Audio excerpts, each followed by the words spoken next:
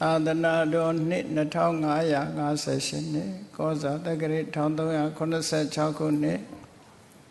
နတော်လာဇန်8ရက်2014ခုနှစ်နိုဝင်ဘာလ29ရက်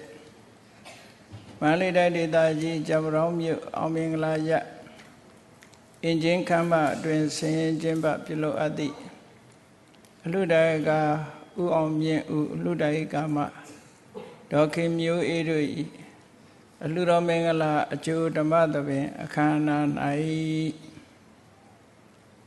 နှစ်ဖက်သောမိဘများကိုအမှုထားပြီးကြောင်ရောင်းမြို့အောင်မင်္ဂလာရအလှဒါယကဥအောင်မြင့်ဦး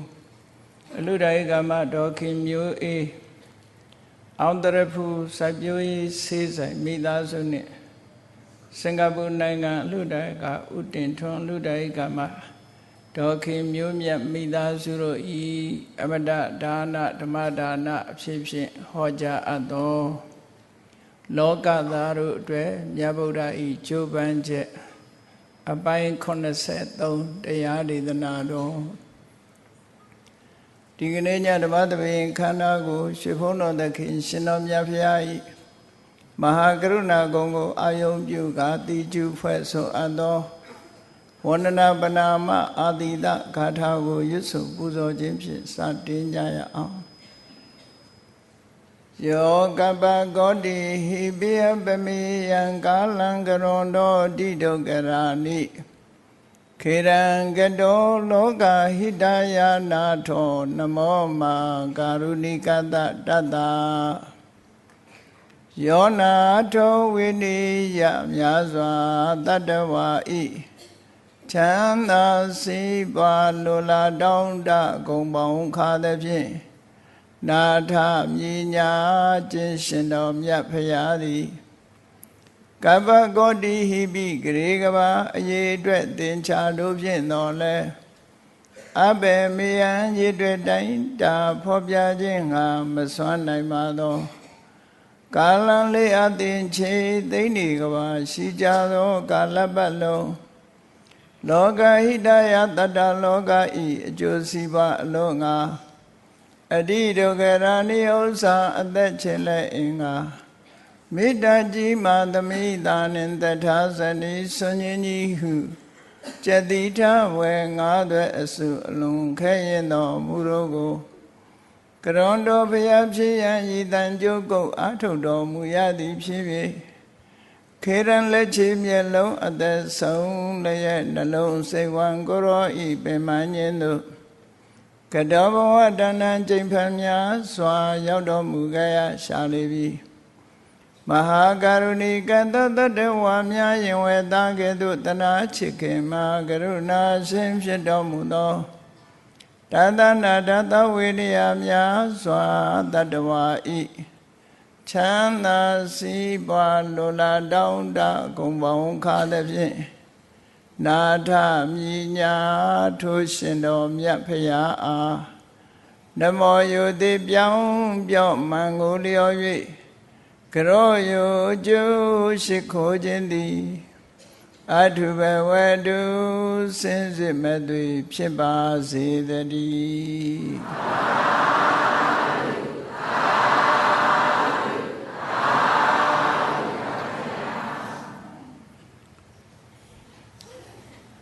လောကသားတို့အတွက်မြတ်ဗုဒ္ဓ၏ချိုးပမ်းချက်အပိုင်း83ဗုဒ္ဓမြတ်စွာဟာလောကသားရဲ့ဟိတဒုက္ခအလုံးငါပါရမီ7ပါးအပြား30စရိယ3ပါးဆွန်ခြင်းကြီး5ပါးလို့ဖျားဖြစ်ကြောင်းကုသိုလ်အပေါင်းတို့စီပူအားထုတ်တော်မူခဲ့ပြီးတဲ့နောက်ဖျားဖြစ်သို့ရောက်လာတဲ့အခါမှာညီသူနဲ့မှမတူတဲ့အကျဉ်းနာတရားအလွန်ပဲကြီးမားလာတဲ့ကရုဏာပညာတရားတို့ဖြင့်မြတ်စွာဘုရားသခင်ကိုရောမြတ်လောကသားတို့ရဲ့အကျိုးစီးပွားအလို့ငါဆောင်ရွက်တော်မူတာဖြစ်တယ်မိမိရဲ့ကိုယ်ကျိုးကိုမငဲ့ပဲ လောကသားတွေရဲ့အကျိုးရှိရာရှိကြောင်းအစွမ်းကုန်ကြိုးပမ်းဆောင်ရွက်တော်မူခဲ့တာ45နှစ်တာကာလမြတ်ကြာညောင်းသွားပြီသက်တော်80အရွယ်ထိအောင်နေဗနာညာမအားလောကသားတွေရဲ့အကျိုးစီးပွားရှိရာရှိကြောင်းမှန်ကန်တဲ့လမ်းကြောင်းပေါ်ကိုတင်ပေးခဲ့တာဖြစ်တယ်လောကလူသားတွေရဲ့အမြင်နဲ့မြတ်ဗုဒ္ဓရဲ့ဆုံးမသွန်သင်မှုတွေအလွန်ကွာလန်းတဲ့အနေအထားမျိုးကိုရှိတယ်မြတ်ဗုဒ္ဓရဲ့ဆုံးမသွန်သင်မှုတွေဟာအလွန်ပဲအရှိမြင်ပြီးတော့လောကသားတွေရေရှိအကျိုးရှိမဲ့တရားများကိုသာလျှင်မြတ်စွာဘုရားဆုံးမဟောကြားတာဖြစ်လို့လောကသားတွေကတခဏတာများရတဲ့ချမ်းသာဒုက္ခလေးကိုမစွန့်လွတ်နိုင်ကြပဲမြတ်ဗုဒ္ဓရဲ့အဆုံးအမတွေကိုပြည့်ပြည့်ဝဝလိုက်နာနိုင်ကြတာမဟုတ်ကြဘူးပေါ့သို့တော်လည်းတရားရည်ရဲ့အတိုင်းအတာလိုက်မြတ်စွာဘုရားတတ္တလောကရဲ့အကျိုးစီးပွားကိုဆောင်ရွက်တော်မူတာရည်ရွယ်ချက်ရှိရှိနဲ့45နှစ်ကာလပတ်လုံးခရီးဒေသစာရီအမျိုးမျိုးကိုကြွချီလို့လောကသားတွေရဲ့အကျိုးစီးပွားကိုဆောင်ရွက်တာမြတ်စွာဘုရားသွားတဲ့သွားလိုက်တဲ့နေရာဆိုရင်မရောက်တဲ့နေရာဆိုတာမရှိတော့အောင်လောကမှာအနှံ့အပြားတတ္တလောကတွေအကျိုးရှိမယ်ဆိုရင်မြည်မြပဲဝေးလံစေကမူမြတ်စွာဘုရားဟာကြွရောက်ပြီးတော့ချီးမြှောက်တော်မူခဲ့တာကြီးပဲဖြစ်တယ်ထို့သောချီးမြှောက်တဲ့အခါမှာလောကသားတွေရဲ့လက်ခံနိုင်တဲ့စွမ်းအားခံယူနိုင်တဲ့ဉာဏ်စွမ်းပကားတွေရထူးခြားတဲ့အကျိုးကျေးဇူးတွေကိုရသွားတဲ့ပုဂ္ဂိုလ်တွေရှိသလိုတမန်အကျိုးကျေးဇူးများသာရသွားပြီးဝါသနာပါကီဘဝမျိုးစိတ်လေးတွေရသွားသည့်အထိမြတ်စွာဘုရားသခင်ကိုရောမြတ်ဟာလောကသားတွေရဲ့အကျိုးစီးပွားကိုဆောင်ရွက်ခဲ့တာနောက်ဆုံးသက်တော်80အရွယ်ရောက်လို့နောက်ဆုံးနေ့မှာပင်နဲ့မြတ်စွာဘုရားသခင်ကိုရောမြတ်လောကသားတွေရဲ့အကျိုးရှိမဲ့အလုပ်ကိုကိုရောမြတ်ရဲ့မျက်မှောက်ဘဝမှာသာမကနောင်မျိုးဆက်သစ်တွေအထိအောင်သာသနာတော်ကိုမိကိုကြည်ညိုကြတဲ့သူတော်စင်တွေအတွက်နိဗ္ဗာန်လမ်းကြောင်းကြီးပျောက်ဆုံးမသွားအောင်မြတ်စွာဘုရားလမ်းညွှန်မှုကိုပြုခဲ့တာဖြစ်တယ်။မြတ်ဗုဒ္ဓရဲ့လမ်းညွှန်မှုတွေဟာဒီကနေ့ထိအောင်လောကကြီးကိုအကျိုးပြုနေတော့မယ်ဖြစ်တယ်။သက်တော်80ပြည့်လို့မန္တမင်းတို့ရဲ့အင်ဂျင်ဥယျာဉ်ဘက်ကိုညွန်မှန်းပြီးမြတ်စွာဘုရားသခင်ကိုရောမြတ်ပါဝါကနေပြီးတော့ကုသိနာရဆိုတဲ့မြို့ကိုခရီးထွက်တာသုံးကဝုံးမြတာဝေးတဲ့နေရာသုံးကဝုံးမြတာကွာလန်းတဲ့နေရာမျိုးမှာအကြိမ်ပေါင်း25ကြိမ်25ဌာနခိတခဏယန္နာပြီးတော့ကုသိနာယုံရောက်ကြွတာဖြစ်တယ်ပေါ့ထိုကဲ့သို့ကြွရောက်ခြင်းဟာလဲမိမိရဲ့အကျိုးစီးပွားအတွက်မဟုတ်ဘူးလောကသားတွေရဲ့အကျိုးစီးပွားလုံးဟာကြွရောက်တော်မူတာဖြစ်တယ်ပေါ့ကုသိနာရကိုကြွတဲ့အခါမှာမြတ်စွာဘုရားမှာရည်ရွယ်ချက်၃မျိုးရှိတယ်နံပါတ်1ရည်ရွယ်ချက်ကမိမိရဲ့တန်တရားဘဝခရီးမှာကြီးမားလာတဲ့ဘဝတစ်ခုလို့ဆိုရတဲ့လူလောကလူစည်းစိမ်မှာအမြင့်ဆုံးခံစားခဲ့ရတဲ့မဟာသုဒ္ဓတနာစัจ जा မင်းကြီးဖြစ်စဉ်ကာလတုန်းကကုသိနာရ ကုသဝတီနေပြည်တော်ကြီးမှာစကြဝဠာမင်းဖြစ်စိုးစံခဲ့တာဟာအတိတ်ရဲ့မှောင်ရိပ်တွေထဲမှာပျောက်ကွယ်ပြီးတော့နေတယ်အဲ့ဒါကိုဖော်ထုတ်ဟောကြားခြင်းဖြင့်လောကလူတွေဟာအတူယူအားကြပြီးချမ်းသာဒုက္ခကိုမမောကြတဲ့လောကလူသားတွေဟာအေးချမ်းသာဒုက္ခကိုရခြင်းဘာတွေလုပ်ရမယ်ဆိုတာကိုရှင်းလင်းပြခြင်းလို့ကုသနာရာဘက်ကိုကြွတာလည်းဖြစ်တယ်ပေါ့အတိတ်ရဲ့ပုံရိပ်တွေဆိုတာလောကလူသားတွေကမေးပြောက်သွားတယ်မကြာခဏမကြာခင်မဲမေးပြောက်သွားတတ်တဲ့သဘောရှိလို့ရသော်ဘုရားရဲ့ဉာဏ်တော်ကြီးမှာအတိတ်ရဲ့ပုံရိပ်တွေကိုပြန်ပြီးတော့ပုံဖော်လို့ရနိုင်လောက်တဲ့ကြီးမားလာတဲ့ဉာဏ်တော်စွမ်းအားဖြင့်အတိတ်ကပုံရိပ်တွေသင်္ကန်းစာယူပြီးတော့လောကသားတွေလိုက်နာကြိုးပမ်းအထောက်ကြမယ်ဆိုလို့ရှိရင်ချမ်းသာဒုက္ခရရှိကြမှာဆိုတဲ့ရည်ရွယ်ချက်နဲ့မဟာသုတတနာသုတ်တန်ကြီးကိုကုသနာရအင်းကြီးဥယျာဉ်တွဲမှာပဲလဲလျောင်းရင်ကနေပြီးတော့ဟောကြားတော်မူခဲ့တာ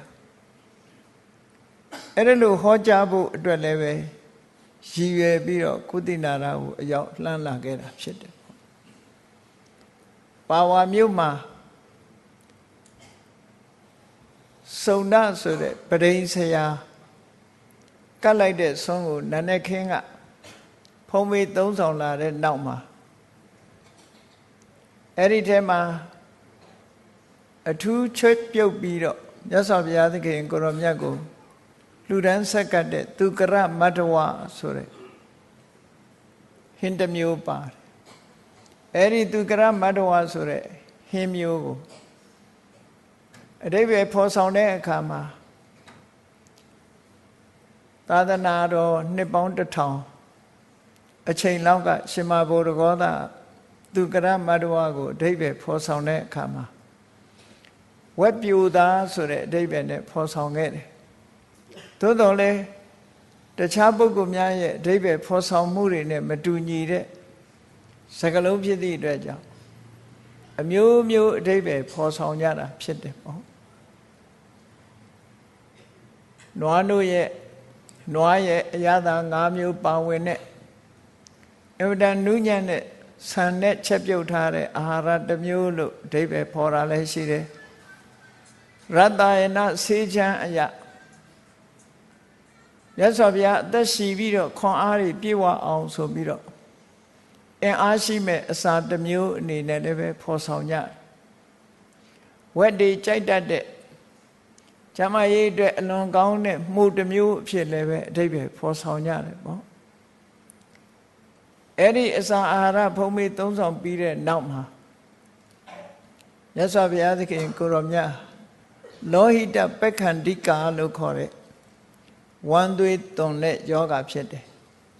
အဲ့ဒီယောဂဖြစ်တာဟာ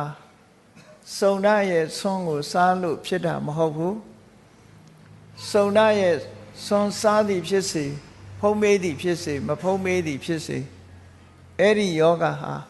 ဒီအချိန်မှာဖြစ်လာမဲ့အနေအထားတစ်ခုရှိနေတယ်သို့တော့ပရိစ္ဆရာစုံနာကတ်လိုက်တဲ့ဆွမ်းရဲ့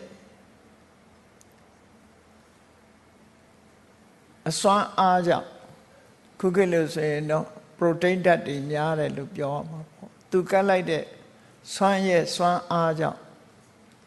မြတ်စွာဘုရားကုသနာရထီအောင်ရောက်ရှိသွားနိုင်တဲ့အင်အားတစ်ခုကိုရရှိလာ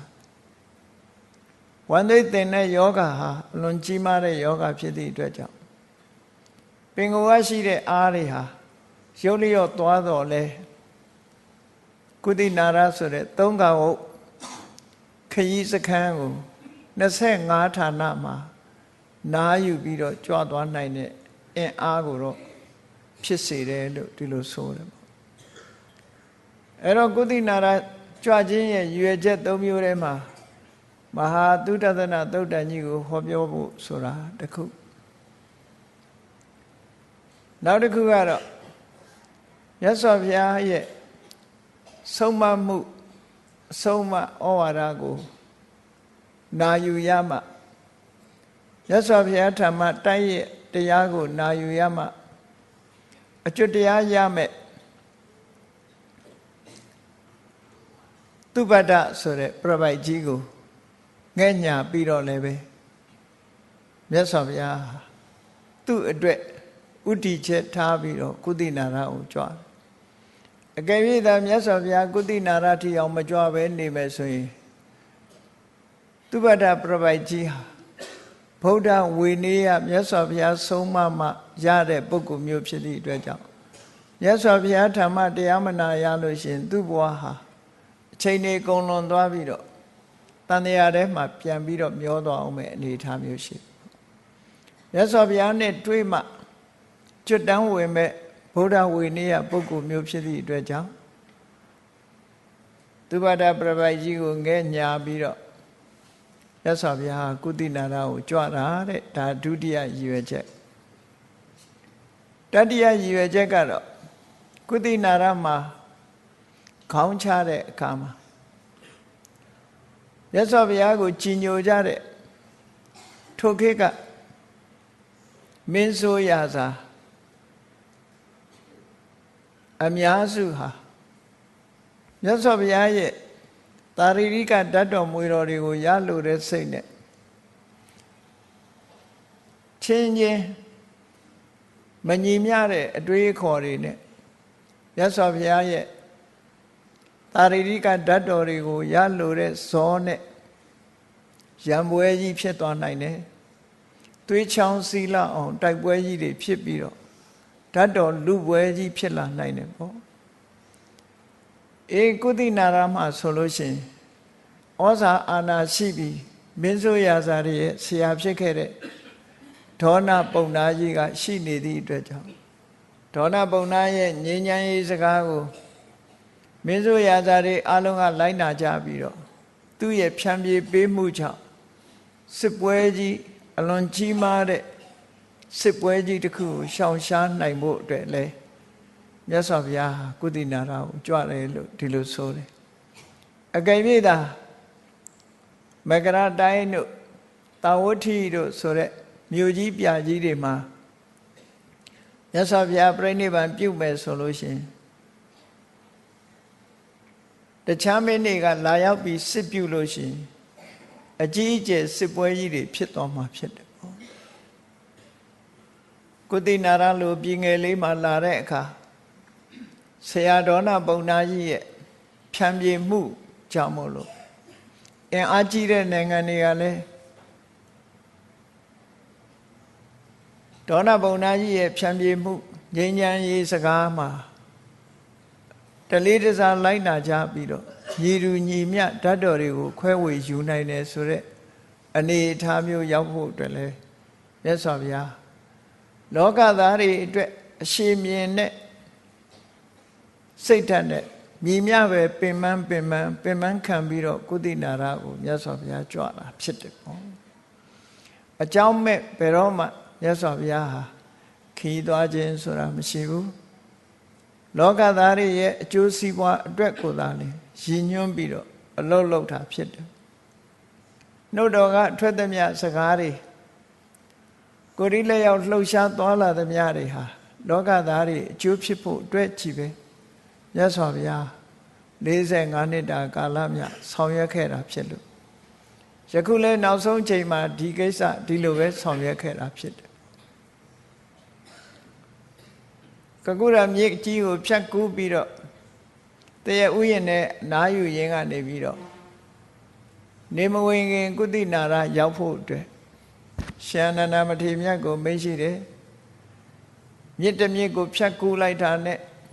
ကုသနာရအင်ချင်းဥယျာဉ်ကြီးတဲ့ကိုရောက်ဖို့ရတိတ်မဝေးတော့ဘူးဒါကြောင့်မြတ်စွာဘုရားက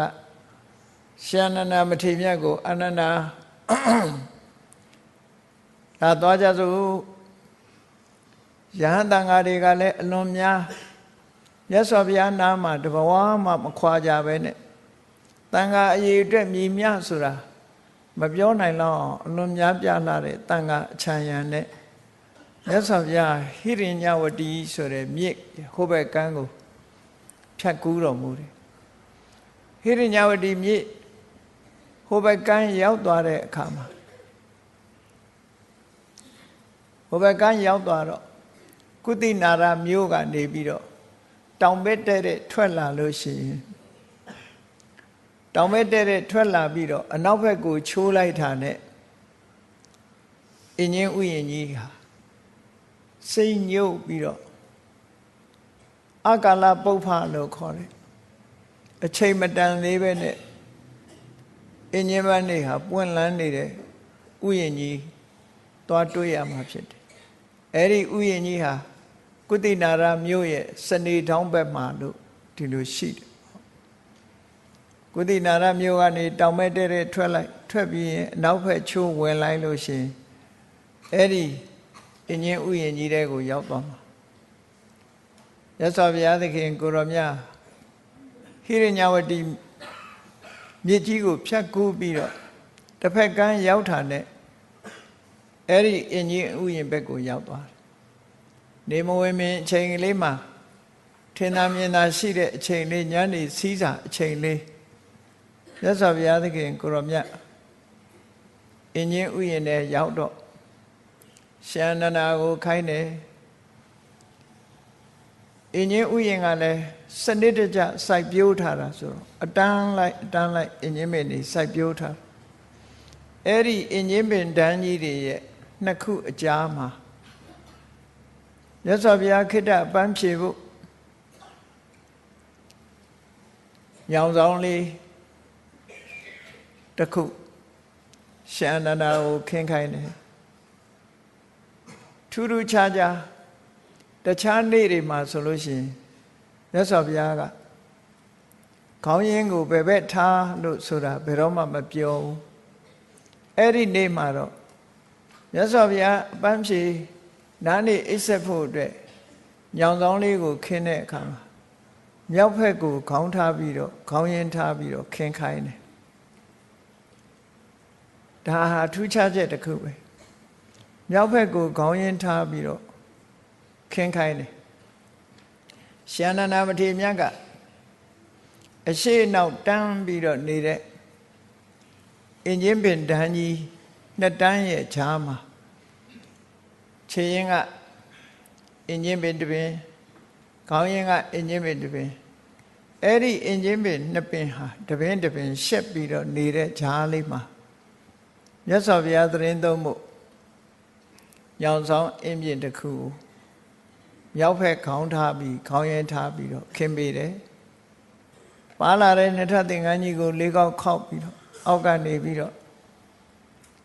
ညောင်ဆောင်ပေါ်မှာမနာမကျင်ရအောင်မြတ်စွာဘုရားတက်တောင့်တက်တာလဲလျောင်းနိုင်အောင်ဆိုပြီးတော့အဲ့ဒါလိုခင်းပေးလိုက်တာအဲ့တော့မြောက်ဘက်ကိုခေါင်းပြုတ်ပြီးတော့မြတ်စွာဘုရားဟာရှင်အနန္ဒခင်းပေးတဲ့အိယာပေါ်လက်ရဘက်ကိုစောင်းပြီးတော့မြောက်ဘက်ကိုခေါင်းထားပြီးတော့လျှောင်းဆက်လိုက်တဲ့အချိန်မှာအနေထားကဘယ်လိုဖြစ်သွားတော့လက်ရဘက်ကိုလျှောင်းဆက်တယ်လို့ဆိုတော့မြတ်စွာဘုရားရဲ့မျက်နှာတော်ဟာအခုနိုင်ငံသားတွေကြည့်လေရှိကြတဲ့ sunset beauty ဆိုတာပေါ့နော်နေဝင်အလှကိုကြည့်ပြီးသားဖြစ်နေတယ်ပေါ့နေဝင်ချိန်ကိုမြတ်စွာဘုရားမျက်နှာမူနေတဲ့အဓိပ္ပာယ်မျိုးဖြစ်တယ်အမှတ်တမဲ့လို့ထင်ကြပေမဲ့မြတ်စွာဘုရားရဲ့လောကီဆောင်ရွက်မှုတွေဟာလောကသားတွေအကျိုးဖြစ်ဖို့လောကီဆောင်ရွက်တာဖြစ်သောကြောင့်မြတ်စွာဘုရားအနေနဲ့အမှတ်တမဲ့လုပ်တဲ့အလုပ်တစ်ခုမှမရှိဘူးနောက်ဆိုင်ရင်ချိန်မှာမြောက်ဘက်ကိုဥကောင်းထားပြီးလက်ရဘက်ကိုစောင်းပြီးတော့လဲလျောင်းတဲ့အခါမှာမြတ်စွာဘုရားရဲ့မျက်နှာတော်ဟာနေဝင်ဘက်ကိုကြည်ပြီးသားဖြစ်သွားဘာအဓိပ္ပာယ်ကိုဖော်ဆောင်တယ်လဲလို့ဆိုတာတွေးတောစဉ်းစားလို့ရတယ်ပေါ့လောကကြီးကိုအလင်းအောင်ပေးနေတဲ့နေမင်းကြီးဟာကွယ်သွားတော့မယ်နေမင်းကြီးကွယ်သွားရင်လောကကြီးဟာအမှောင်ကျတော့မယ်ဆိုတဲ့အဓိပ္ပာယ်ဆောင်တဲ့အဓိပ္ပာယ်နဲ့မြတ်စွာဘုရားသခင်ကိုရောမြတ်မမြဲတဲ့သင်္ခါရသဘောတရားတွေကိုဖော်ဆောင်ပြီးတော့ တရားတွေတတိပြုတတ်အောင်လောကသားတွေအသိဉာဏ်ရှိသူတွေတတိပြုလောက်အောင်တရုပ်ဖော်ပြသွားတယ်လို့ဆိုမယ်ဆိုရင်ဆိုလို့ရလောကလည်းမှာဘုရားအဖြစ်သို့ရောက်တော်မူတဲ့အချိန်မှာဆိုရင်ဗုဒ္ဓဂယာမဟာဗောဓိပင်ကိုနောက်ကျောကထားပြီးတော့မြတ်စွာဘုရားဗောဓိပင်အောက်ထိုင်လိုက်တဲ့အချိန်ခါတော့ကအရှိဘက်ကိုမျက်နှာလှည့်ပြီးတော့ထိုင်တာဖြစ်တယ်အရှိဘက်ကိုမျက်နှာမူတယ်ဆိုတာအရှိဆိုတာနေထွက်တဲ့အရာဖြစ်လို့မြတ်စွာဘုရားအရှိဘက်လှည့်ပြီးတော့မျက်နှာမူပြီးတော့ထူးခြားတဲ့သဗ္ဗညုတဉာဏ်တော်ကြီးဆိုတာကိုရရှိခဲ့တာဖြစ်တယ်အဲ့ဒီရဲ့အဓိပ္ပာယ်ဖော်ဆောင်မှုကဘာလဲလို့ဆိုရင်လောကကြီးကိုလင်းအောင်ပေးနိုင်တဲ့အသိဉာဏ်တစ်မျိုးကိုရရှိလာလို့လောကလူသားတွေအလင်းရကြတော့မယ်ဆိုတဲ့အဓိပ္ပာယ်နဲ့အရှိလောကရကိုကြည့်ပြီးမြတ်စွာဘုရားဖျားဖြစ်သူရောက်လာတာဖြစ်တယ်ပေါ့ဒါလည်းပဲအမတ်တမဲ့ဖြစ်တဲ့သဘောမျိုးမဟုတ်ဘူးမြတ်စွာဘုရားသခင်ကိုရောမြတ်ရဲ့ပြုမှုဆောင်ရွက်မှုတွေဟာအမတ်တမဲ့လောက်တာမျိုးတစ်ခုမှမရှိဘူးတရားတွေအကျိုးရှိဖို့ဆိုတဲ့ရည်ရွယ်ချက်နဲ့ပဲလှုပ်ဆောင်ခဲ့တာဖြစ်တယ်ပေါ့အခုလည်းပဲနောက်ဆုံးအချိန်ရောက်တဲ့အခါမှာမြောက်ဘက်ကိုအုတ်ခေါင်းလှည့်ပြီးတော့လက်ရနံတောင်းစောင်းပြီးလျှောင်းဆက်လိုက်တဲ့အချိန်မှာနေဝင်တဲ့ဘက်ကိုမျက်နှာမူပြီးသားဖြစ်သွားတယ်ပေါ့အဲ့ဒီလိုအနေထားတတိတံပစဉ္ညကြီးမားစွာနဲ့ခရီးပင်မလို့အပန်းဖြေဖို့မြတ်စွာဘုရားဟာညောင်ဆောင်ပေါ်မှာလျှောင်းဆက်လိုက်တဲ့အချိန်အင်းကြီးဥယျာဉ်ကြီးတစ်ခုလုံးဟာထူးထူးခြားခြားအဲ့ဒီနေ့မှာပွင့်လာတဲ့ပန်းတွေကအလွန်ပဲလန်းလန်းဆန်းဆန်းနဲ့မြတ်စွာဘုရားကိုယ်ပေါ်မှာအင်းချင်းပန်းတွေဟာကြွေကြပြီးတော့လာကြဒါကလူတွေမြင်တာထင်တာမြင်တာရှိတဲ့အင်းချင်းပန်းတွေအဲ့ဒီအချိန်မှာအင်းချင်းပန်းတွေပွင့်တဲ့အချိန်မဟုတ်ဘူးလို့ဆိုတယ်ဒါကြောင့်မို့အကာလပုပ္ဖအချိန်မတန်မဲနဲ့ထူးထူးဆန်းဆန်းအင်းချင်းပန်းတွေဟာပွင့်ပြီးတော့တတော်လုံးဥယျာဉ်တစ်ခုလုံးဟာမှွေးကြိုင်ပြီးတော့မြတ်စွာဘုရားကိုပူဇော်တဲ့အနေအားဖြင့်အင်းချင်းပင်တွေဟာပွင့်လန်းပြီးတော့လာကြတယ်အလွန်တရာမှအံ့ဩဖွယ်ကောင်းတော့အောင်တက်မဲ့အရာတွေကသက်ရှိအလားမြတ်စွာဘုရားကိုနောက်ဆုံးပူဇော်မယ်ဆိုတဲ့အနေထားအားဖြင့်တစ်ပင်တွေရဲ့ပွင့်ပေါ်မှုတွေဟာတော်တော်ကိုထူးထူးဆန်းဆန်းဖြစ်လာအဲ့ဒါတွေမကဘူးမြတ်စွာဘုရားညောင်ဆောင်ပေါ်မှာလဲလျောင်းလိုက်တဲ့အချိန်ကောင်းကင်ကမန္တာရဝဆိုတဲ့နတ်ပန်းတွေဟာကောင်းကင်ယံကနေပြီးတော့မြတ်စွာဘုရားကိုပူဇော်တဲ့အနေနဲ့ကောင်းကင်ကနေကြလာကြအဲ့ဒီမန္တာရဝနတ်ပန်းဆိုတာထီးလေးတွေပမာအလွန်လှပပြီးမွှေးကြိုင်တဲ့နတ်ပန်းတစ်မျိုးသာလည်းဖြစ်တယ်တခြားအချိန်မှာတွေ့ရတာမဟုတ်ဘူးအဲ့ဒီအချိန်မှာကောင်းကင်ယံကနေပြီးတော့ပန်းမိုးရွာချတယ်လို့အဗ္ဗဓမ္မထူးဆန်းတယ်တခါတရံကျတော့လောကမှာထူးဆန်းတဲ့အရာတွေဆိုတာဖြစ်လေဖြစ်တာရှိတယ်ပေါ့ထူးဆန်းတဲ့အရာမိမိတို့မမြင်ဘူးမကြုံဘူးပေမဲ့ထူးဆန်းတဲ့အရာဆိုတာအလွန်အံ့ဩစရာကောင်းတယ်တခါတော့ကစကိုင်းမှာကြုံတွေ့ခဲ့တာပဲမိုးရွာတယ်ဆိုတာဘယ်ကနေဘယ်လိုဖြစ်လာတယ်တော့မသိဘူးပေါ့တကယ်ပဲမိုးရွာတာကိုတခါကြုံခဲ့ရရွာချလိုက်တဲ့အစိတ်လေးတွေဟာမိုးမုတ်ဖဲနဲ့သွပ်ပြားတွေပေါ်မှာတဖြောက်ဖြောက်ကျလာတော့ကောက်ကြည့်လိုက်တဲ့အခါတကယ်ပဲစီလေးတွေလိုပဲအစိမ်းရောင်လေးတွေတန်းနေတဲ့စိုက်တူရွယ်တူပဲစီလေးတွေပလင်းနဲ့တောင်ထည့်ပြီးဒိတ်ကလေးထိုးပြီးတော့မှတ်ထားတာရှိတယ်ဘယ်ကနေဘယ်လိုကြလာလဲမသိဘူး ကောင်းကင်ယံကနေပြီးတော့တော်တော်များများစကိုင်းမှာတခါပဲမိုးရွာတယ်ဆိုတာဖြစ်ဖူးတယ်ပေါ့စာရဲပေထဲမှာကြည့်မယ်ဆိုရင်ယရနာမိုးရွာတာတွေရှိတယ်အမျိုးစုံပေါ့ထူးဆန်းအံ့ဩဖွယ်ဆိုတာအတ္တမယံပါယံခါဖြစ်လိဖြစ်တာရှိတယ်အကြောင်းရှာလို့မရတဲ့ဟာမျိုးတွေလည်းရှိတယ်အကြောင်းရှာလို့ရတာမျိုးလည်းရှိတယ်ဥပမာမြန်မာနိုင်ငံကမြန်မာနိုင်ငံသူနိုင်ငံသားတွေအထူးသဖြင့်ဒီအလယ်ပိုင်းတို့အောက်ပိုင်းတို့ဆိုတဲ့ပုဂ္ဂိုလ်တွေဟာကောင်းကင်ကနေစနိုးတွေကျတယ်ဆိုတာမြင်မှုခြင်းမှမြင်မှုကြမှာပေါ့ကိုယ်တွေ့မြင်မှုခြင်းမှမြင်မှုမယ်စနိုးဆိုတဲ့အရာလေးတွေဟာနှင်းပွင့်ကလေးတွေကောင်းကင်ယံကနေပြီးတော့မှုပွင့်လေးတွေလို့ဖွေးဖွေးလှုပ်မြကောင်းကင်ယံကကြလာကြတာဖြစ်တယ်အောက်ရောက်တဲ့အခါမှာဒီအမတမဖွေးနေတဲ့နှင်းပွင့်လေးတွေဟာအခဲကလေးတွေဖြစ်ပြီးရေမြုပ်ကလေးတွေလို့တစ်ပင်လေးတွေပေါ်မှာတင်းနေတဲ့အမိုးတွေပေါ်မှာတင်းနေတဖြည်းဖြည်းချင်းကြလိုက်လို့ဓုတဲ့ကြီးမားသွားတဲ့အခါမှာလောကကြီးတစ်ခုလုံးဟာဖွေးဖွေးလှုပ်မြထုံးနေဖြူးထားသလိုဖွေးဆွတ်သွားအိမ်ဒီပေါ်မှာလည်းဖွေးလို့အောက်မြက်ခင်းဒီပေါ်မှာလည်းအကုန်လုံးဖွေးပြီးတော့အဲ့ဒီလိုနေတာမျိုးဟာစနိုးကြတဲ့ဒေသတွေမှာကြုံတွေ့ရတဲ့အနေအထားမျိုးဘလောက်ထိအောင်နဲ့တုံဆိုရင်3ပေကနေ4ပေ5ပေထိအောင်နဲ့တဲ့နေရာမျိုးတွေရှိတယ်စနိုးဟာဆင်ငဲကြလာအဲ့ဒါမျိုးလိုပဲရာသီဥတုကြောင့်ဖြစ်တဲ့စနိုးနှင်းပွင့်ပန်းလေးတွေကောင်းကင်ယံကကြလာတယ်လို့မြတ်စွာဘုရားရဲ့ကိုယ်ပေါ်မှာပန်းပွင့်လေးတွေကောင်းကင်ယံကနေကြလာတယ်တဲ့စန္ဒကူအမှုန့်နေမွေးကြိုင်နေတဲ့စန္ဒကူနန္တာမှုန့်နေရလဲကောင်းကင်ယံကကြလာပြီးတော့မြတ်စွာဘုရားရဲ့ခန္ဓာကိုယ်ပေါ်မှာအဲ့ဒီစန္ဒကူမှုန့်နေရလဲဖြူးထားတယ်လို့ပဲဒီကိုယ်လုံးတတော်လုံးမွေးကြိုင်နေအောင်ကြလာတာဟာလဲထူးထူးဆန်းဆန်းအဲ့ဒီနေ့မှာကြုံတွေ့ရတယ်ဒါလည်းမကသေးဘူးကောင်းကင်ယံကဘာမှမမြင်ရဘဲနဲ့ตาယာငြိမ်ညောင်းတဲ့တူရိယသံတွေလဲထွက်ပေါ်ပြီးတော့လာတယ်ငြိမ်ညောင်းလာတဲ့သချင်းသံတွေဟာလည်းပဲကောင်းကင်ယံမှာထွက်ပေါ်လာတယ်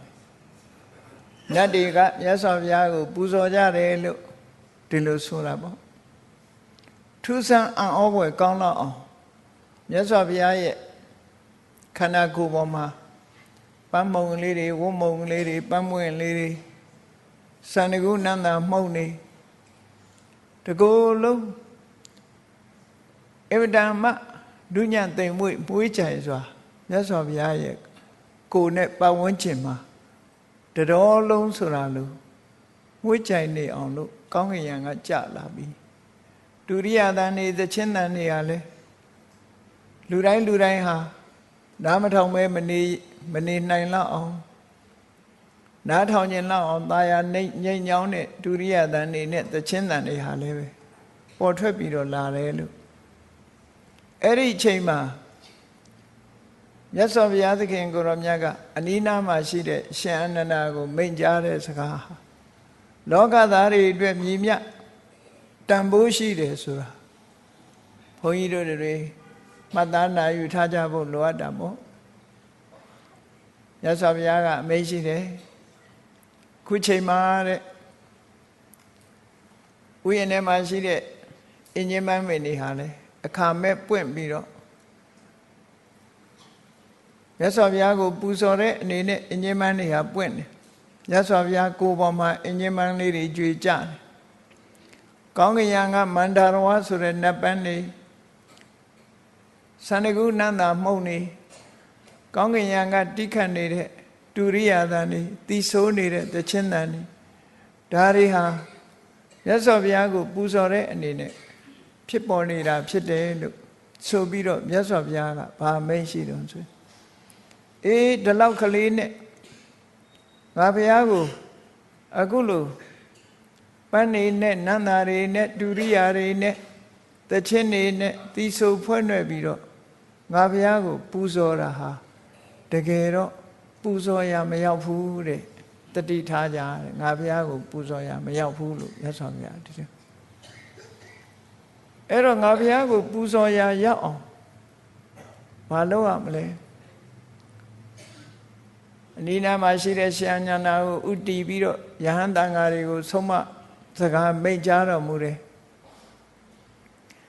ဒါဟာပူဇော်တယ်မမြည်သေးဘူးတကယ်ပူဇော်တယ်ဆိုတာဟာငါဘုရားဟောကြားထားတဲ့တရားဓမ္မတွေအတိုင်းလိုက်နာကျင့်သုံးရမှာဖြစ်တယ်သီလကိုဖြစ်ကျင့်ရမှာဖြစ်တယ်တမာတိကိုအားထုတ်ရမှာဖြစ်တယ်ပညာရအောင်စီးပူးကြရမှာဖြစ်တယ်အဲ့ဒီသီလတမာတိပညာလို့ဆိုတဲ့ဒီတရားတွေနိဗ္ဗာန်ရောက်ကြောင်းအကျင့်နဲ့သင်လျော်တဲ့အကျင့်တရားတွေလောကုတ္တရာတရားနဲ့လျော်တဲ့ကျင့်ကြံကြိုးကုအားထုတ်မှုတွေကိုလောက်ကြမှသာလဲငါဘုရားကိုအကောင်းဆုံးပူဇော်တာမြည်တယ်လို့လေးသိင်ချိန်နဲ့ကဘာတသိန်းကာလပတ်လုံးပါရမီတွေဖြည့်လာတာလူတွေနတ်တွေရဲ့ယခုလိုပူဇော်မှုကိုရလို့ရခြင်းရလို့မှုအတွက်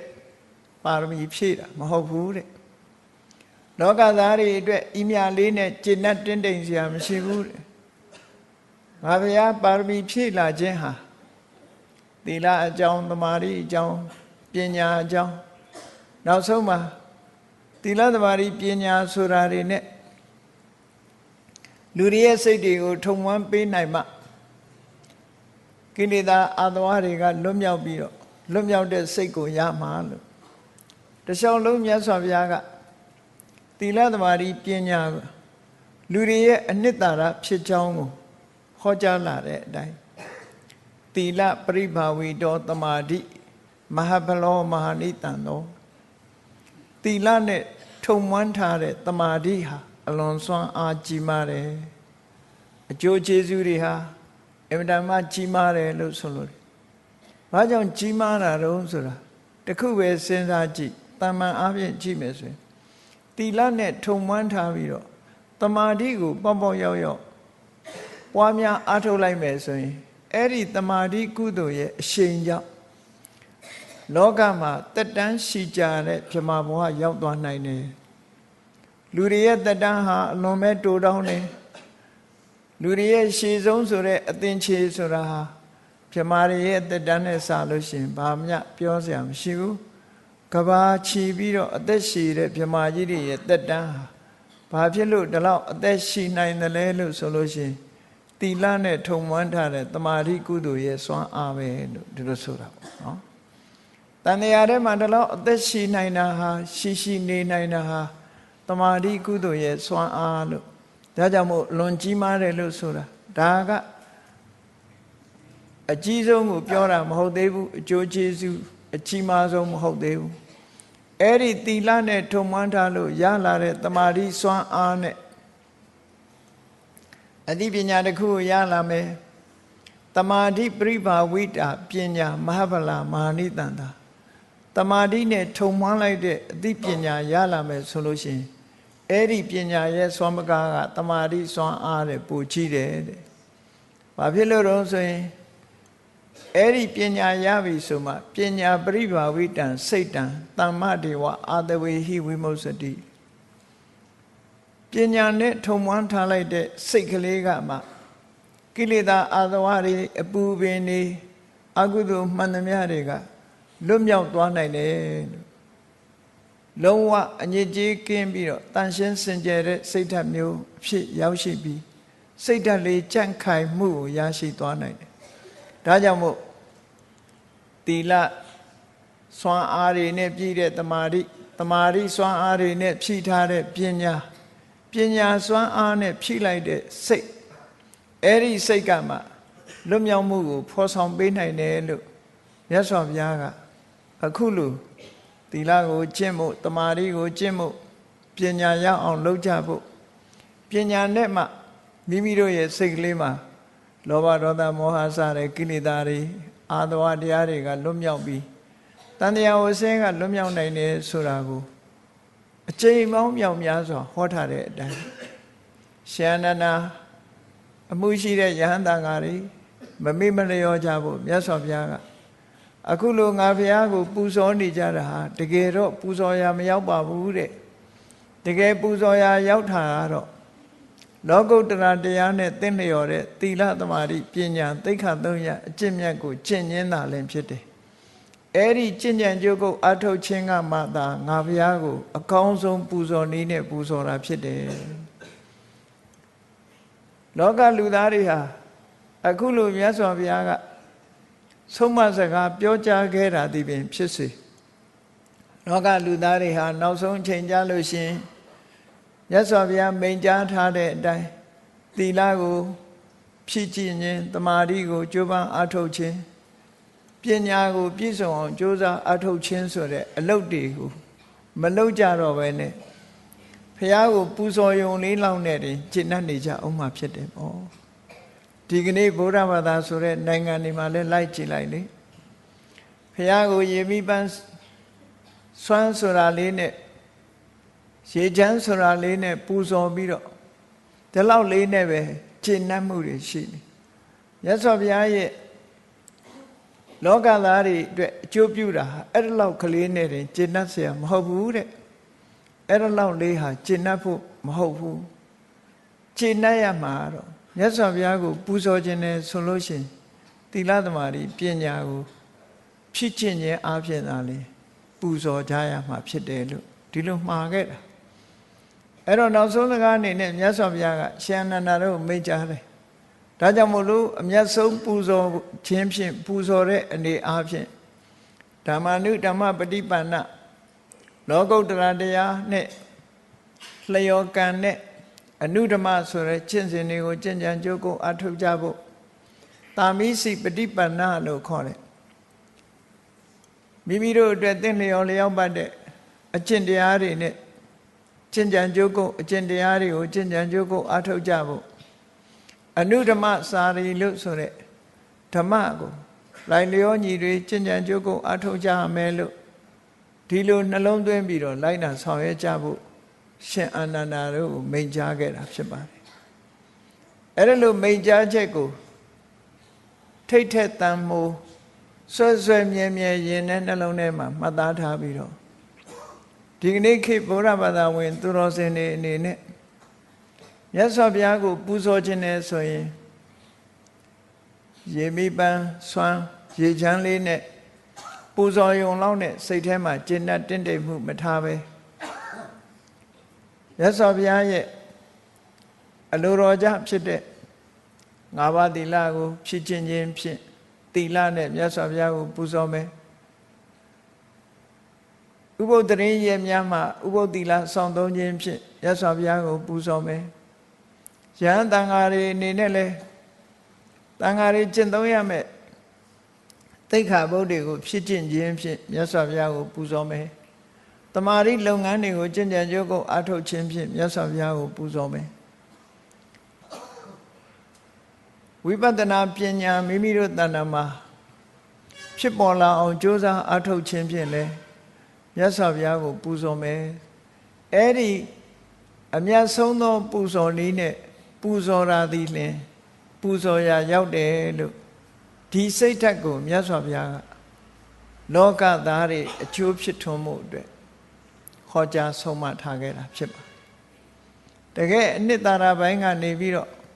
ပြုလုပ်ကြအောင်ဖြစ်တယ်အေးမြတ်စွာဘုရားရဲ့အဆုံးအမနဲ့အညီမြတ်စွာဘုရားဆုံးမထားတဲ့အတိုင်းလိုက်နာဆောင်ရွက်မှုပြုမှသာလဲသာသနာအရှိတည်တတ်မှာဖြစ်တယ်ပေါ့မြတ်စွာဘုရားသခင်ကိုရောမြတ်ကအကောင်းတဲ့ဆိုအကြောင်းနဲ့အကျိုးအရေးကြီးတာနဲ့မကြီးတာခွဲခြားပြီးတော့အရေးကြီးတဲ့အပိုင်းမြတ်စွာဘုရားအမြဲတမ်းတတိထားကြဖို့ဆုံးမဩဝါဒပေးတာဖြစ်တယ်လောကမှာအမွေခံဆိုတဲ့ပုဂ္ဂိုလ်တွေဟာခုလည်းမြတ်စွာဘုရားရဲ့တပည့်တာဝကဖြစ်ကြတဲ့ပုဂ္ဂိုလ်တွေဟာဗုဒ္ဓမြတ်စွာချီးမြှင့်ခဲ့တဲ့အမွေကိုခံယူနေကြတာပဲဖြစ်တယ်ပေါ့မွေခံဆိုတာနှမျိုးရှိတယ်လို့အာမိတအမွေလို့ဆိုတဲ့စွမ်းသင်္ကန်းကျောင်းစေး သို့မဟုတ်စားဝတ်နေရေးဒီလိုအမွေမျိုးလူတွေဆိုလို့ရှိရင်စားစရာဝတ်စရာနေစရာမကြမ်းမမိုင်းဆေးဝါးဆိုတာလို့ပစ္စည်းဥစ္စာအမွေတွေအဲ့ဒီအမွေတွေကိုခံယူသူကိုအာမိတဒါယဒလို့ခေါ်တယ်သီလသမာဓိပညာလို့ဆိုတဲ့ဒီဓမ္မအမွေတွေကိုခံယူတဲ့ပုဂ္ဂိုလ်ကိုဓမ္မဒါယဒလို့ခေါ်တယ်ဒါမို့မြန်မာနိုင်ငံမှာအလှူတန်းတွေလုပ်ကြတယ်အမှုတန်းတွေလုပ်တဲ့အခါမှာသာသနာအမွေခံဆိုတဲ့စကားလုံးကိုသုံးကြတယ်ပေါ့နော်ရသော်ဘုရားကိုယ်တိုင်ကဓမ္မဒါယဒမေဘိက္ခဝေဘဝထမာအာမိတဒါယဒယဟန်တို့ငါဘုရားရဲ့ဓမ္မအမွေကိုခံယူသူတွေသာဖြစ်ကြပါစေအာမိတဆိုတဲ့ပစ္စည်းဥစ္စာအမွေခံတွေမဖြစ်ကြစေနဲ့လို့ယဟန်တွေကိုတတိပေးဆုံးမတော်မူခဲ့တယ်ယဟန်တွေတင်တတိပေးဆုံးမခဲ့တာမဟုတ်ဘူးဗုဒ္ဓဘာသာဝင်သူတော်စင်အားလုံးကိုမြတ်စွာဘုရားတတိပေးဆုံးမခဲ့တာဖြစ်တယ်ပေါ့သာသနာတော်ကြီးကိုမိကိုကြည်ညိုပြီးတော့အပေါ်ယံအမွေလေးတွေနဲ့မကျေနပ်ကြနဲ့တကယ်ဓမ္မအမွေရအောင်အမွေခံကြရမှာဖြစ်တယ်မြန်မာနိုင်ငံမှာရှင်ပြုအလှပွဲတွေကိုအမွေခံတယ်လို့ဒီလိုသုံးကြတယ်အဲ့တော့အနှစ်သာရပိုင်းကိုစိုက်ထိအောင်အလှပွဲတွေမှာလည်းပဲတတိထားဖို့လိုအပ်တာပေါ့အလှပွဲတွေရဲ့ကုန်ကြစရိတ်ဆိုတာအမှန်တမ်းများတယ်တည်တည်ချာချာတွက်ချက်ပြီးတော့ကြည့်လိုက်လို့ရှိရင်အလှပွဲလှုပ်တာဘာအတွက်လှုပ်တာလဲလို့မေးလို့ရှိရင်မိမိတို့ယင်မှာဖြစ်တဲ့သားငယ်လေးတွေရဲ့တဏ္ဍာမှာမြတ်စွာဘုရားရဲ့ဓမ္မအမွေလို့ခေါ်တဲ့သီလအကျင့်တရားသမာဓိအကျင့်တရားပညာအကျင့်တရားဆိုတဲ့ကိုယ်ချင်းတရားတွေကိုယ်ဝယ်ရောက်ရှိသွားဖို့ရင်နဲ့နှလုံးထဲရောက်သွားဖို့အဲ့ဒီသီလသမာဓိပညာဆိုတဲ့ဒီမြင့်မြတ်တဲ့အသည့်လေးတွေသဘာဝတရားတွေရင်နဲ့နှလုံးထဲရောက်သွားမှဓမ္မအမွေခံဆိုတာဖြစ်မှာဖြစ်တယ်ပေါ့အဲ့ဒီဓမ္မအမွေခံလေးတွေဖြစ်ဖို့ရာအတွက်ရှင်ပြုကြရတာဖြစ်တယ်ပေါ့အဲ့ဒီရှင်ပြုခြင်းရဲ့အနှစ်သာရရှိတဲ့အဓိပ္ပာယ်ဟာတဖြည်းဖြည်းနှစ်ပေါင်းကြာလာတဲ့အခါကျတော့အဓိပ္ပာယ်ကိုသိမသိကြတော့ပဲနဲ့လောရုပ်လုံးစင်တွေလှုပ်လာပြီးတကယ်အနှစ်သာရပိုင်းတွေကရော့ကျလာပြီးတဲ့အခါအပေါ်ယံပိုင်းတွေမှာပကာသနာတွေများလာပြီးတော့အကုန်ငွေကုန်ကြီးကြများလာပြီးပကာသနာပိုင်းကိုဦးစားပေးလာတဲ့အလှူဒါနမျိုးတွေဖြစ်ပေါ်လာတယ်ပေါ့အဲ့ဒါကြောင့်မို့လို့ရသော်ဘုရားရဲ့အဆုံးအမတွေကိုတတိယသောအားဖြင့်တို့ရဲ့ရှင်ဝယ်ပေါက်ဖွားသားယရဏသမီးယရဏလေးတွေ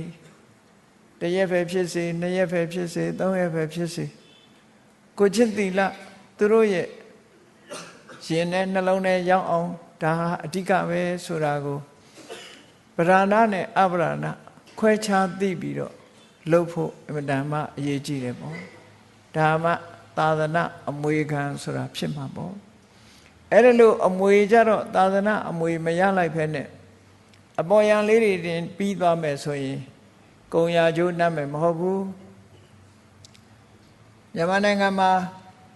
ရှင်ပြုအလှတွေခန်းခန်းနာနာလောက်ကြတာမလောက်ရဘူးလားဆိုတော့လောက်ရပါတယ်သို့တော့အနှစ်သာရဘိုင်းကိုလက်လွတ်ဆုံးရှုံးသည့်ထိအောင်အနှစ်သာရဘိုင်းကိုတော့ဦးစားပေးရမှာဖြစ်တယ်ပေါ့မြန်မာနိုင်ငံမှာရှင်ပြုအလှပွဲကြီးတွေလုပ်တဲ့အခါမှာအခမ်းအနားနဲ့ရှလောင်းလှဲ့တာတို့ဒီလိုလုပ်တာတွေဟာရှေးတုန်းကရောလုပ်ခဲ့သလားလို့ဆိုလုပ်တဲ့အပိုင်းလေးတွေရှိတယ်လုပ်တဲ့အပိုင်းလေးတွေရှိတယ်မြတ်စွာဘုရားလက်ထက်တော်ခါကာလတော်ကဆိုရင်ဝိတာခဆိုတဲ့တထေဝိတာခတထေကအနာဂံဖြစ်သွားတဲ့အခါသူ့ရဲ့ဇနီးဓမ္မဒိဏ္ဍာဆိုတာရှိတယ်သူကဘေကုဏီဖြစ်ခွင့်တောင်းတဲ့အခါမှာဝိတာခတထေကမင်းကမင်းသားနဲ့အခမ်းအနားနဲ့တင့်တယ်ဘေကုဏီမှာကျောင်းကိုပို့ဆောင်ခဲ့တာဖြစ်တယ်ပေါ့ ဒါကဘုရားလက်ထက်ကလှုပ်တဲ့ဟာတစ်ခုအာသောကမင်းကြီးလက်ထက်မှာညီတော်တိတ်တသာသနာပေါင်းဝင်တဲ့အချိန်မှာတကယ်မင်းကမင်းနာနဲ့ခန်းခန်းနာနာတိုက်တိုက်ပြိုက်ပြိုက်အစင်တစားလေးဆင်း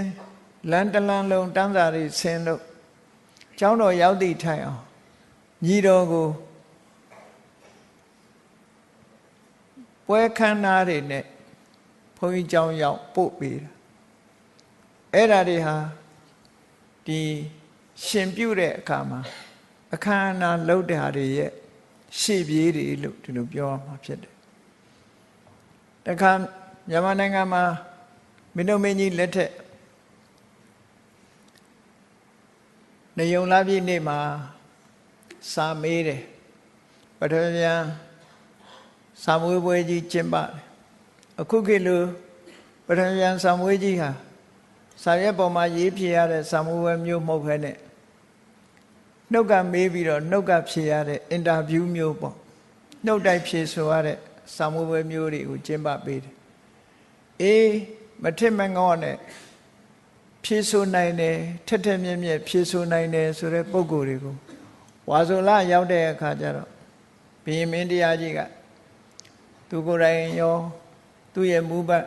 မောင်မမိတ်တန်တွေကရောမိဖုရားတွေကရောယဟန်မှရှင့်မှခံယူပြီးတော့ယဟန်လောင်းရှင်လောင်းတွေကိုမင်းဝတ်တန်းစာတွေဆင်မြန်းစေပြီးတော့ထီးပြူတွေအုံမိုးလို့အခုခေတ်ရှင်လောင်းလှဲ့တဲ့ပုံသဏ္ဍာန်မျိုးကျောင်းတော်ရောက်လိုက်ပြီးတော့ပို့ခဲ့ကြတာတွေမင်းတို့မင်းကြီးရဲ့မန္တလေးခေတ်မှာဒီလိုလုပ်ခဲ့တာပေါ့အဲ့ဒီလှုပ်တာတွေကိုအကြောင်းပြုပြီးတော့ဒီကနေ့ခေတ်မှာလည်းပဲမင်းကမင်းသားတွေနဲ့ရှင်လောင်းတွေကို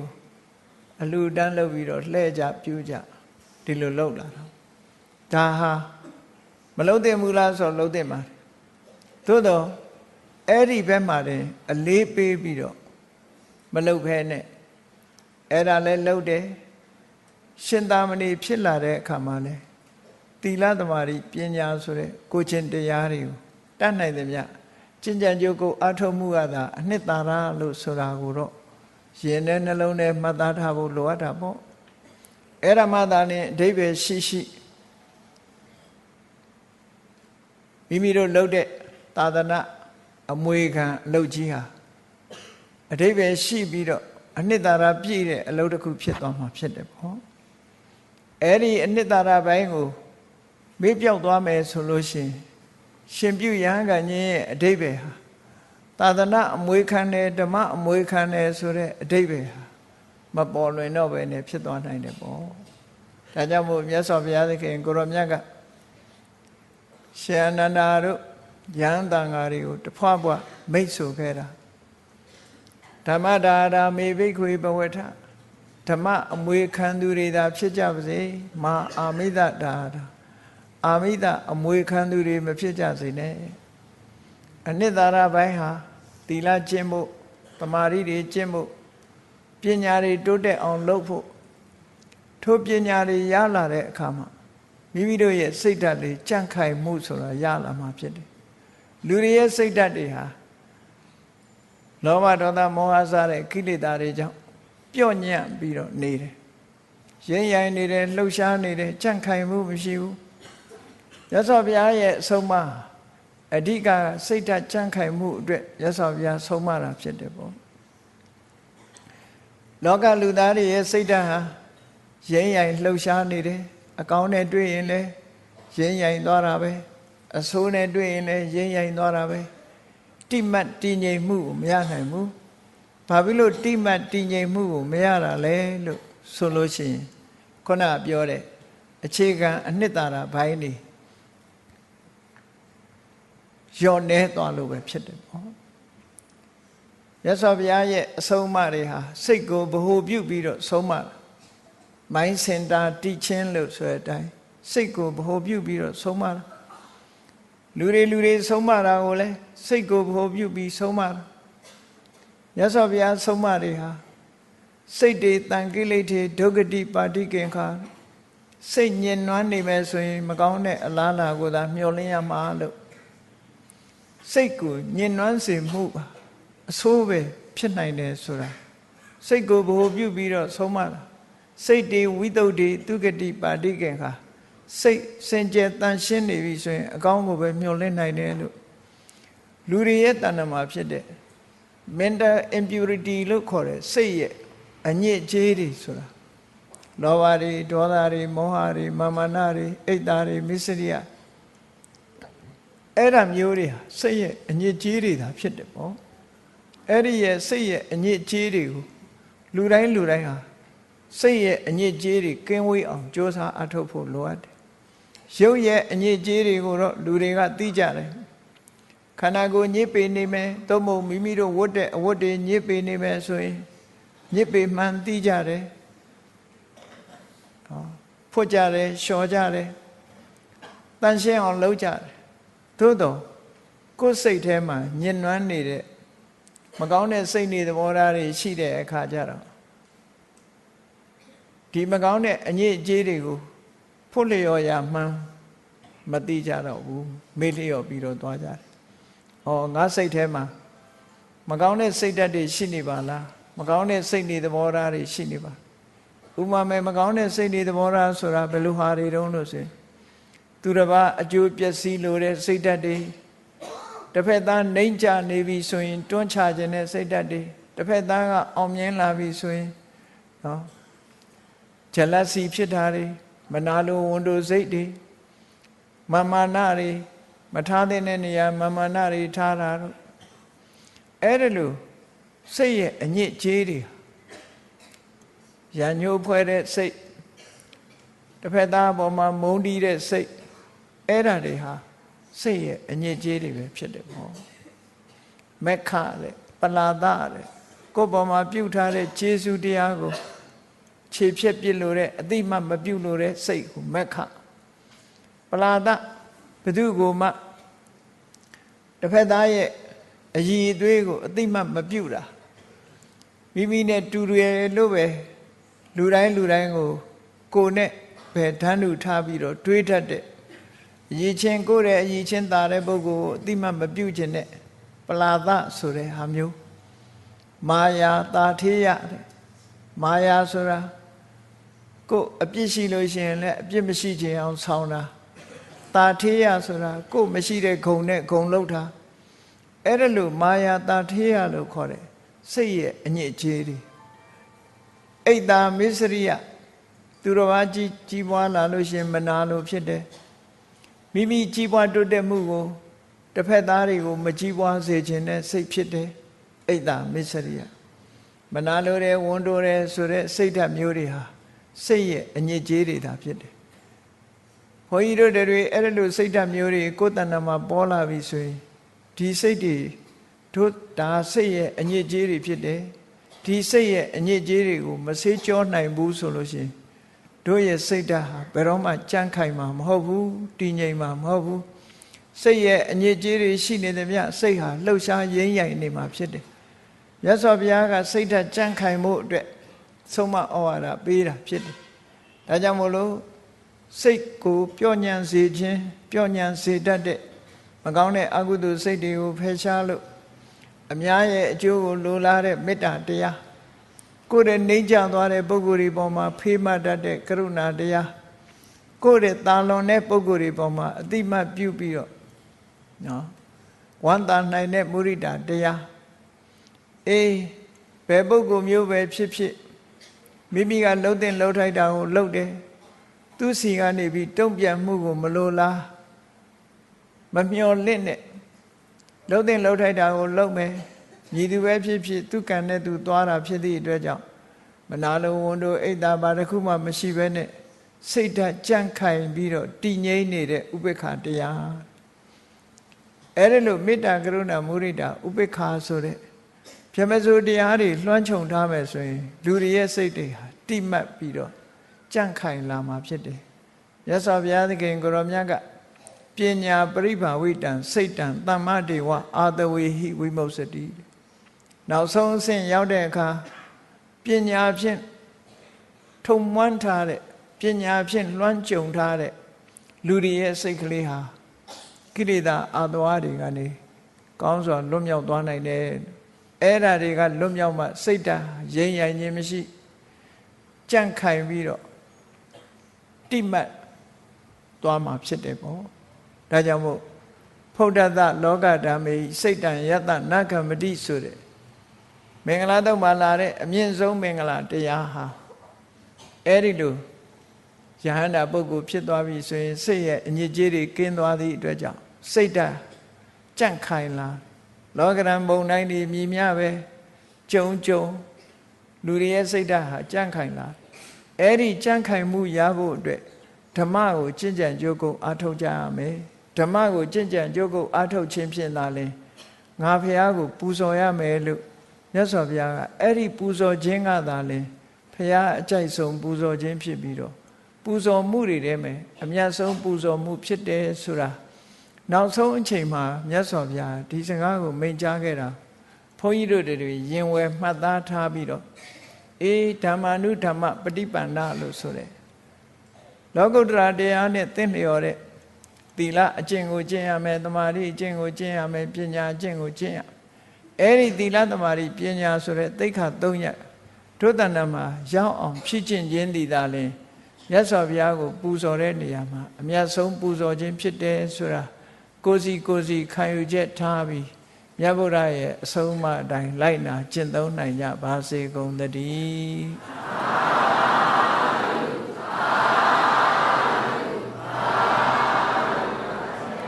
မေတ္တာပို့ရအောင်တတ္တဝါများစွာဖေးရန်กว่า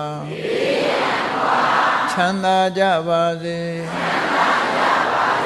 တတ္တဝါများစွာဖေးရန်กว่าချမ်းသာကြပါစေမေတ္တာရေချမ်းသွန်ငါဖြံငြိမ်းချမ်းကြပါစေမေတ္တာရေချမ်းသွန်ငါဖြံငြိမ်းချမ်းကြပါစေသက်ရှိချမ်းသာစိတ်ချမ်းသာလူရဆန္ဒပြည့်ပါစေသက်ရှိချမ်းသာစိတ်ချမ်းသာလူရဆန္ဒပြည့်ပါစေဘုံလန္တာဒုက္ခပင်ကစားမေတ္တာပုံနေတုသင်္ကမမနောတရတိတဝေတံဘဝယန္တုဒုက္ခန္တကမေတ္တာပုံနေတုသင်္ကမစုပေါင်းပုအမေတ္တာတဟုရောင်ပြူပါဝင်းငွေလာမင်းနှင့်ရောင်ခြင်းရှဲယုံပေါင်းဆောင်ရခြင်းကြောင့်သဗ္ဗေတံကျွမ်းမဲ့ဩတုံလုံးစုံများစွာတတ္တဝါတို့၏မနောတရတိမြင်မြတ်ဖြူစင်အေးကြည်လင်းသည့်ရေစဉ်ပြည့်တင်းစိတ်နှလုံးတည်းဟုသောရေအိုင်ကြီးအတွင်း၌ဒုက္ခပင်ကစားစင်ထာဝရအေမြကြည်သာတာယာပွင့်လန်းချမ်းသာဒုက္ခတည်းဟုသောကုမုဒ္ဒရာကြာပန်တို့သည်ဖုံးလန်းတော်ဝန္တာရွှေမြူဝမုံလူလျက်ကြည်နူးပွဲကြုံဖူးပွင့်ညကုန်သည်ဖြစ်၍ဒုက္ခန္တကလေးအောင်လေးတဲ့ရောရှက်သင်ပြန်ပိတိတိဟုသောယနံတို့သည်ဘဝယံတုကောင်းစွာမဲ့သွေကြိုင်လိုက်၍နေကြပါစေကုန်သတည်း